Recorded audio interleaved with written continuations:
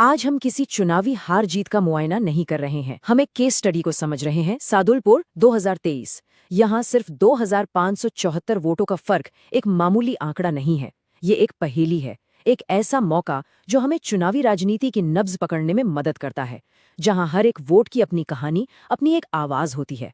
तो चलिए इस जनादेश की परत दर परत पड़ताल शुरू करते हैं। अपनी इस पड़ताल को हमने 5 हिस्सों में बांटा है। सबसे पहले हम सादुलपुर की सियासी जमीन को समझेंगे, उसकी मिट्टी को परखेंगे।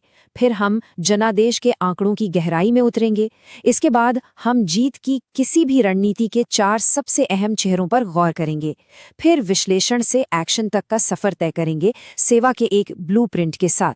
और आखिर में हम बात करेंगे राजनीति से आगे शासन के असल मकसद पर। देखिए, कोई भी सियासी लड़ाई हवा में नहीं लड़ी जाती, उसकी जड़ें जमीन में होती हैं। तो सवाल यह है कि सादुलपुर की मिट्टी में कौन सी सियासी फसलें उगती हैं। किसी भी रणभूमि को जीतने से पहले उसे समझना बेहद जरूरी है। यह है सादुलपुर विधानसभा क्षेत्र 19, राजस्थान के चूरू जिले का एक अहम हिस्सा। ये सिर्फ एक नक्शा नहीं है, ये उस सूखी धरती की तस्वीर है जहां पानी की हर बूंद की तरह हर वोट की कीमत होती है। सियासत को समझने की शुरुआत हमेशा जमीन और वहां के लोगों को समझने से ही होती है। और ये वो नंबर है जो हमारी पूरी पड़ताल की धुरी है, 2574। ये सिर्फ हार और जीत के बीच का फासला नहीं है, ये एक सवाल है। इतना कम मार्जिन हमें बताता है कि नतीजा किसी एक बड़ी लहर से नहीं, बल्कि कई छोटी छोटी धाराओं, कई अनकहे कारणों से तय हुआ। यही वो आंकड़ा है जो हमें और गहराई में जाने पर मजबूर करता है। तो अब वक्त है चुनावी आंकड़ों की बारीकियों में उतरने का। ये नंबर सिर्फ गिनती नहीं है, ये सुराग है। ये हमें उस दिन की कहानी सुनाते हैं जब सादुलपुर ने अपना फैसला सुनाया था। आइए इन आंकड़ों के पीछे छिपे इशारों को पढ़ने की कोशिश करते हैं। सादुलपुर में कुल मतदाताओं की संख्या है 2,51,075। जरा इस पैमाने को समझिए। ये इतने सारे लोगों की उम्मीदें, उनकी आकांक्षाएं हैं। इतने बड़े जनसमूह की आवाज को सुनना और उसे समझना किसी भी राजनीतिक दल के लिए सबसे बड़ी चुनौती है। और इन लोगों में से लगभग 78% ने अपना वोट डाला। ये बहुत ऊंचा मतदान है और ये साफ दिखाता है कि यहाँ की जनता सियासी तौर पर कितनी जागरूक और सक्रिय है। यहाँ के लोग खामोश तमाशाई नहीं हैं, वो अपनी भागीदारी से अपनी पसंद और नापसंद दोनों का इजहार करते हैं। अब जरा 2023 के आखिरी नतीजों पर नजर डालिए। बीएसपी के मनोज कुमार को मिले 64,368 वोट, कांग्रेस की कृष्णा पूनिया को 61,794 और बीजेपी की सुमित्रा पूनिया को 59,429। देखिए, तीनों बड़े उम्मीदवारों के बीच का अंतर कितना कम है। ये एक बेहद करीबी, एक त्रिकोणीय मुकाबला था जो आखिरी पल तक किसी भी तरफ जा सकता था। ये चार्ट इस बिखरे हुए जनादेश की तस्वीर को और भी साफ कर देता है। जब वोट इस तरह लगभग बराबर 3 हिस्सों में बंट जाएं, तो हर एक वोट की अहमियत पता नहीं कितने गुना बढ़ जाती है। कोई भी पार्टी बहुमत के आसपास भी नहीं है। यहाँ जीत का मतलब था एक बहुत ही नाजुक संतुलन साधना। अगर हम सादुलपुर के इतिहास को देखें तो इसकी ये बेचैन सियासी तबीयत साफ नजर आती है। पिछले 7 चुनावों को ही देख लीजिए। यहाँ की जनता ने कभी किसी एक पार्टी पर आंख मूंद कर भरोसा नहीं किया। कांग्रेस, बीजेपी और बीएसपी तीनों को मौका दिया है। ये एक क्लासिक स्विंग सीट है। यहाँ किसी भी पार्टी की जमीन पक्की नहीं है। वोटर हर बार अपने विवेक से फैसला लेते हैं। तो सवाल उठता है कि ऐसे पेचीदा सियासी मैदान में जीत की रणनीति आखिर बने तो बने कैसे। इसे समझने के लिए हम एक फ्रेमवर्क का इस्तेमाल करेंगे जिसे हम चतुर्मुख सिद्धांत या 4 चेहरों वाली रणनीति कह सकते हैं। ये किसी भी सियासी रणभूमि का विश्लेषण करने का एक बहुत कारगर तरीका है। पहला और सबसे बुनियादी चेहरा है डेमोग्राफिक्स, यानी कि जनसांख्यिकी। सियासत की शुरुआत लोगों से होती है। वो कौन है, उनकी पहचान क्या है, उनके समुदाय कैसे हैं, इन सबको समझना किसी भी रणनीति की पहली सीढ़ी है। सादुलपुर का सामाजिक ताना-बाना बहुत दिलचस्प है। यहाँ लगभग 32.6% मुस्लिम आबादी है और करीब 17% अनुसूचित जाति के लोग। जाट और दूसरे ग्रामीण वोटर यहाँ के स्विंग ब्लॉक्स हैं जो किसी भी तरफ जा सकते हैं। यहाँ के 72% से ज्यादा लोग साक्षर हैं, मतलब वो मुद्दों को समझते हैं। तो असली चुनौती है मुस्लिम, अनुसूचित जाति और जाट वोटों के बीच एक पुल बनाने की। अगर ये तीनों साथ आ जाएं तो वो यहाँ के किंग मेकर बन सकते हैं।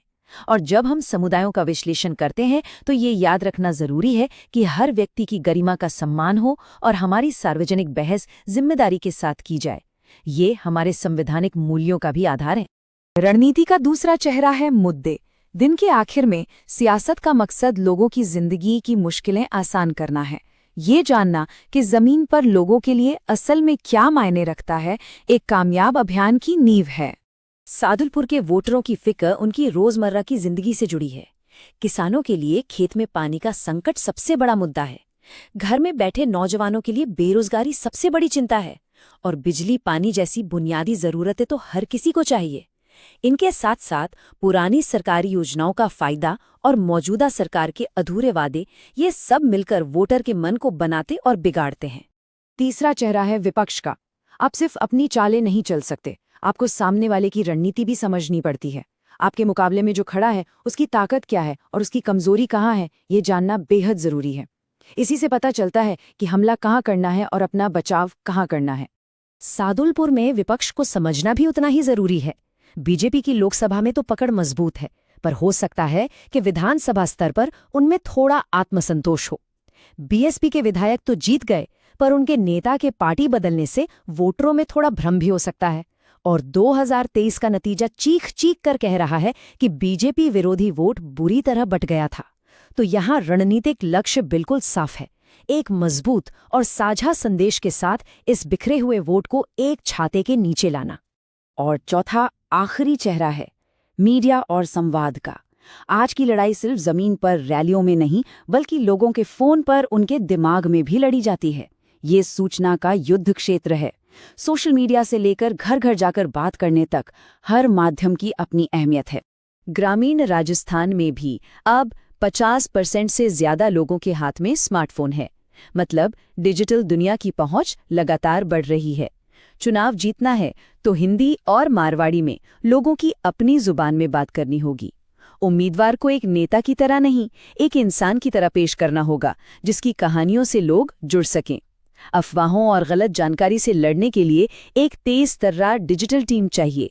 और सबसे जरूरी बात, आपकी कहानी हर जगह एक ही होनी चाहिए, टीवी पर, रेडियो पर, व्हाट्सएप पर और जमीन पर भी। विश्लेषण का मकसद सिर्फ समस्याएं गिनाना नहीं होता, उसका असली काम है समाधान का रास्ता दिखाना। तो अब हम इस सारे विश्लेषण को एक ठोस, काम करने लायक योजना में बदलेंगे, भविष्य के लिए एक साफ सुथरा ब्लूप्रिंट। ये टेबल हमें दिखाती है कि कौन से मुद्दे लोगों को सबसे ज्यादा चुभते हैं। पानी की कमी किसानों के लिए एक हाई इंटेंसिटी यानी बहुत गंभीर मुद्दा है। ठीक वैसे ही सरकारी योजनाओं का सही से पहुंचना बुजुर्गों, अनुसूचित जाति और मुस्लिम समुदाय के लिए एक हाई इंटेंसिटी मुद्दा है। एक असरदार रणनीति को सीधे इन गहरी चिंताओं पर काम करना होगा। और ये है लोगों से दोबारा जुड़ने के लिए एक 90 दिन का एक्शन प्लान।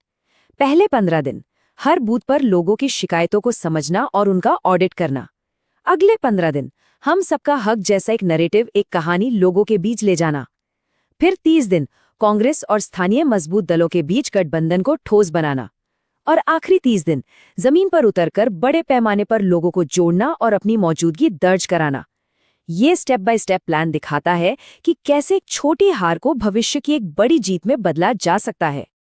अब हम अपनी इस चर्चा की आखिरी और सबसे अहम पड़ाव पर हैं, जहां हम चुनावी दांवपेच से ऊपर उठकर शासन और जनसेवा के असल मकसद के बारे में बात करेंगे।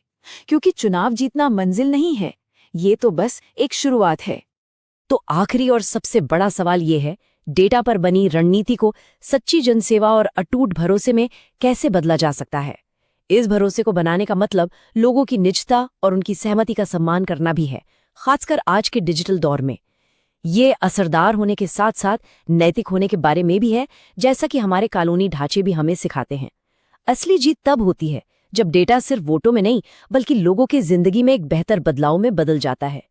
If you want to become a people-centric leader and uplift your constituency, get in touch with blueprintstrategies.ai at mgr@blueprintstrategies.ai or call 080-4204-1602.